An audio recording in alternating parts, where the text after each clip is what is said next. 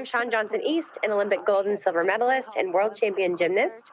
Those achievements were some of my most exciting moments of my career. Today, however, I'm wearing a different hat, that of a mom to 3 incredible kids, which makes today's event even more meaningful to me. I'm thrilled to be part of something truly out of this world. We are joined by some very special guests today, the patients and families at St. Jude Children's Research Hospital.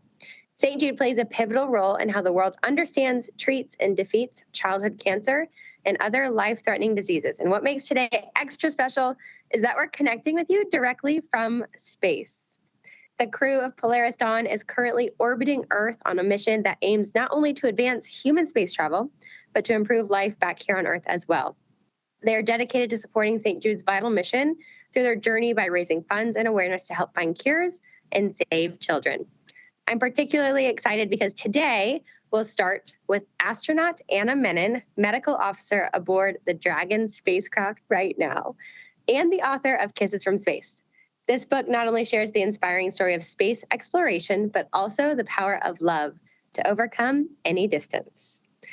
Anna, will you read your book to these brave patients at St. Jude alongside your children, James and Grace? Anna, why don't you tell us what inspired you to write the book and then take it away with your reading?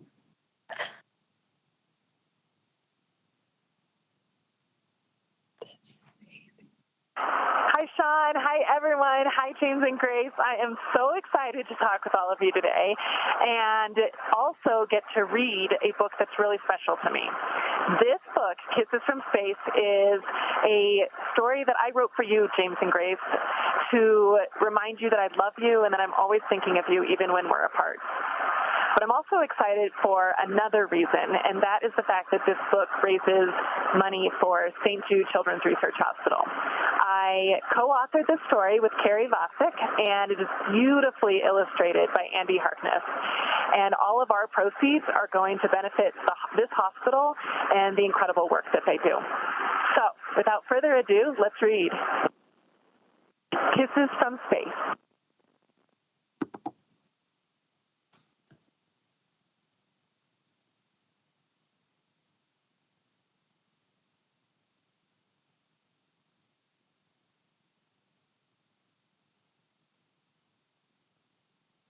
Gather round, my sweet dragons, your mama is back.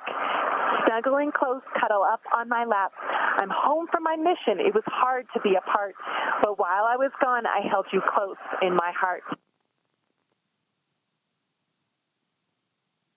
Our family of dragons loves being together, at home on adventures, whatever the weather.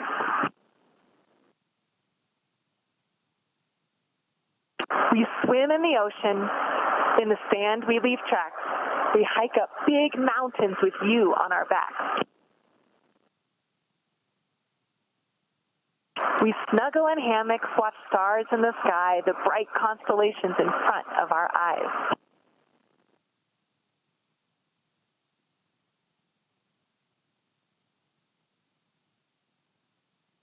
Then my mission to space took me far and away. I knew we were sad that you had to stay.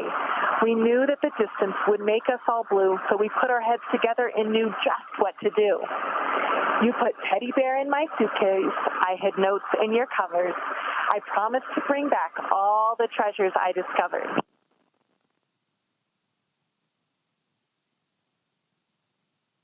I dove into the sea, calmed my breath, slowed my pace.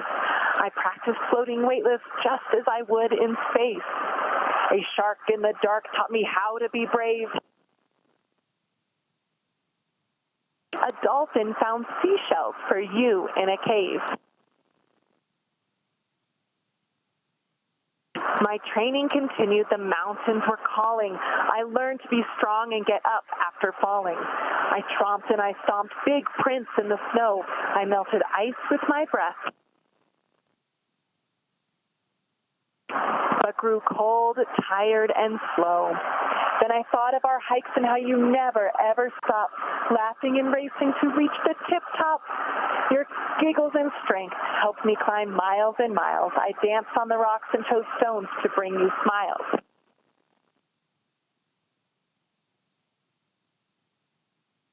I I felt so alone, Mr. Snuggles, even more. Then I saw all the stars and I knew it was time to explore. I flew to the launch pad and buckled in tight. They counted 10, 9, 8. Then at last we took flight. Up, up, and away our rocket ship soared. I bounced in my seat as the huge engines roared.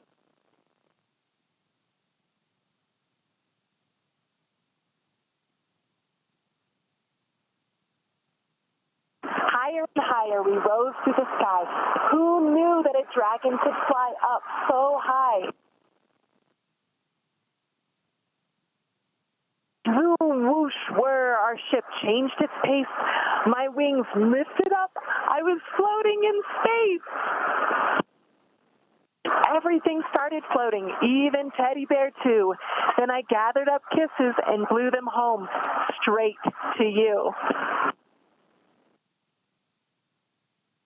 I danced through the dark and high-fived the moon. I somersaulted, I flipped, and told Mars, see you soon. Next, I set off in search of one final thing, a treasure I hoped would make your heart sing. Shooting and falling, it came from afar. I knew when I saw it, I would bring you a star. Then I turned and I saw the most beautiful view. The bright, shining earth that holds all of you. I called, time to go home. So we put on the brakes and flew down through the clouds past the mountains and lakes. We gently splashed into the ocean of blue. Our ship safely home, one step closer to you. I'm so glad to be back. I missed you so much. Your cute, wiggly noses, your sweet, gentle touch. I saw so many sights. I'll tell you stories for years. Now our adventures continue, my sweet dragon dears. You see, when we're apart, we're not really alone. I'll send kisses from space, and I'll always come home. Because not even the mountains, the sea, or the stars could ever compare to this family of ours. I'm sending you kisses from space, James and Grace. Hi, Anna. They say that distance makes the heart grow fonder, and you're so far away, we all miss you more than ever. Do you want to say hi? They're whispering hi and that they miss you, so you might not hear it. And I just lost James over the side of the couch. You can say hi. Want to go say hi, James? I love you guys. I miss you guys too.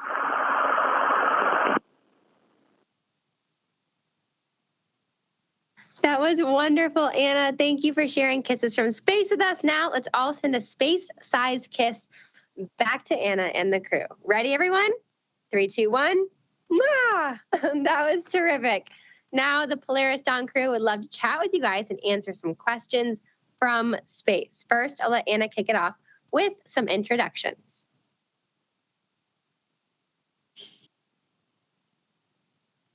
Awesome, Sean. Thank you. I'm going to have my crewmates come in to the picture with me, and I will introduce them. Give us 1 second.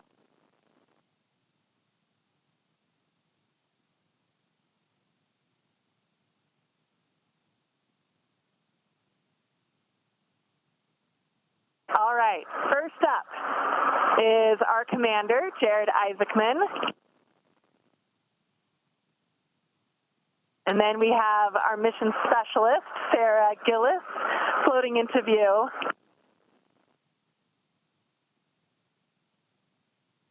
And now we have mission pilot, Kid Poteet.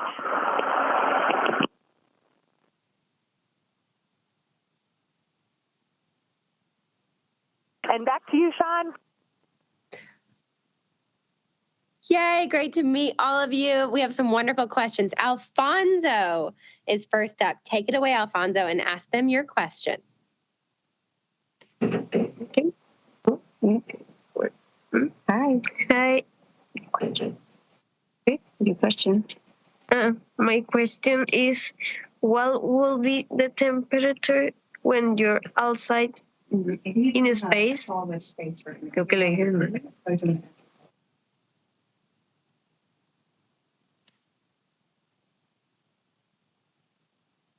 That's a great question. When we're outside in space, you can have really big temperature extremes because you're either in the sun or you're in the shade.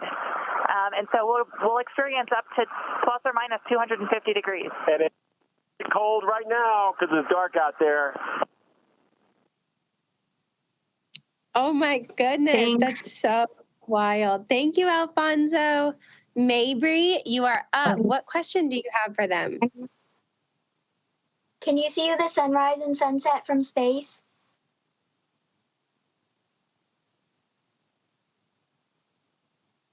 We see the sunrise and sunset so much. We actually see each one about every 106 minutes. So, and it is honestly one of my favorite views. The sun, it peaks over the horizon and the whole world just lights up, or the whole world goes to sleep, and you just get to witness this hour after hour, and it's so beautiful. Our Earth is so beautiful. That is so cool. Thank you, Mabry. John, or actually Thompson. Thompson is up next. You have a wonderful question. Ask away. Do you see shooting stars in space?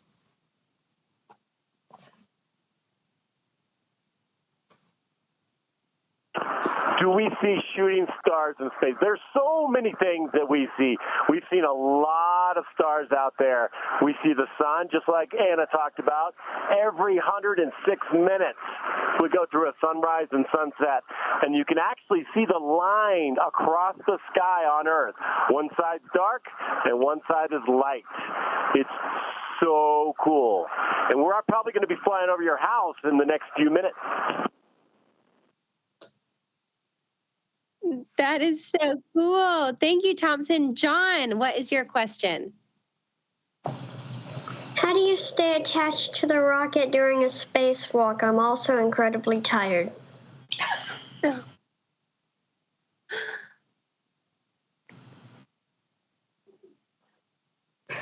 Oh, that's a really good question. So we have this umbilical and tether that attaches to our spacesuit, and then it comes back inside our Dragon here, and it's what gives us our oxygen, and it keeps us from getting too hot outside, and it gives us like lots of good sensor information on this really cool heads-up display that we have.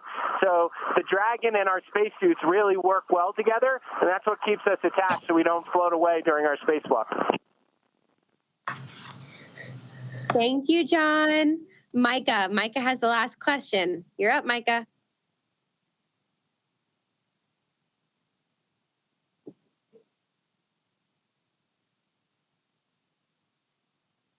Do people live in space, and do you want to live in space?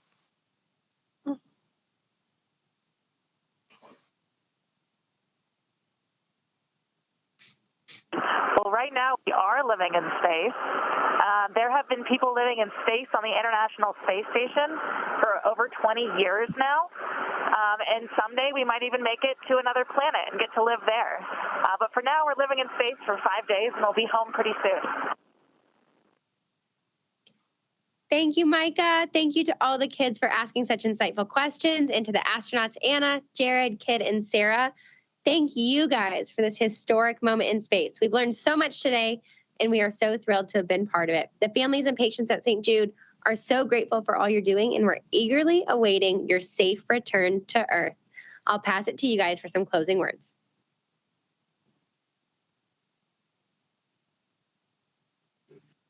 Thanks, Sean. It was such an honor to get to share space with all of you guys today. I loved your questions, and I loved getting to read with you. We are cheering you on from up here, and we will be so excited to connect again when we're back on Earth and share stories. Bye for now.